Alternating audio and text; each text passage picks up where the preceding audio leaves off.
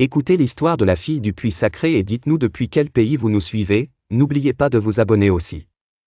Il était une fois, dans le vieux village de Diakao, un homme silencieux et ridé comme l'écorce du baobab. On l'appelait Mbei Puits, car depuis plus de 40 ans, il puisait l'eau du puits sacré de Nongé, un lieu ancien que les anciens respectaient autant qu'ils craignaient. Le puits murmurait, disait-on. Il ne donnait son eau qu'à ceux dont le cœur était pur. Un matin, alors que le soleil naissait comme un œil fatigué derrière les dunes, Mbei entendit un son. Faible. Aigu. Un cri contenu. Il la vit. Juste là, au bord du puits, posée comme une offrande. Une petite fille emmaillotée dans un tissu bleu ciel, les joues sales, les lèvres sèches, les yeux ouverts, sans larmes. Mbei ne dit rien. Il l'enveloppa de son boubou râpé et murmura simplement.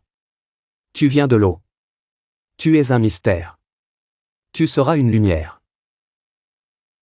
Il la nomma Yama. Les gens du village murmurèrent.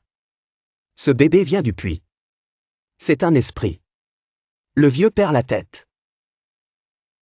Mais Mbei, comme l'eau, suivait son chemin sans discuter. Yama grandit entre sable, seaux d'eau, lune silencieuse et chants d'anciens. Elle était différente. Trop vive. Trop sage. Trop guidée. Elle lisait les courbes du sol comme d'autres lisent les lignes de la main. Elle parlait à la pluie. À 17 ans, elle obtint une bourse pour Dakar.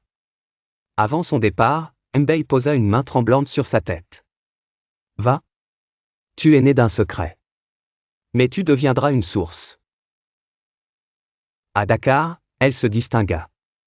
Ingénieure en hydraulique, elle sillonna le pays, répara des pompes, creusa des forages, redonna l'eau aux oubliés. Un jour, un documentaire télévisé lui fut consacré, La fille de l'eau. Yama, sobrement vêtue, y racontait son enfance.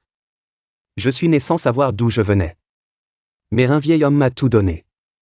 Il m'a élevé comme on puise une source dans le roc. La caméra montra un tissu bleu qu'elle avait conservé. C'est tout ce que j'avais bébé, dit-elle. Il me le gardait comme un talisman. Ce soir-là, à Thiès, une femme d'un certain âge lâcha son plateau de café en entendant ces mots. Elle tremblait. Ce tissu, c'est celui que j'avais mis à ma fille, avant qu'elle ne disparaisse à Diakao, 24 ans plus tôt. Silence. Des tests furent lancés. L'enquête reprit, discrètement. Les résultats ADN arrivèrent. Positifs. L'enfant perdu, c'est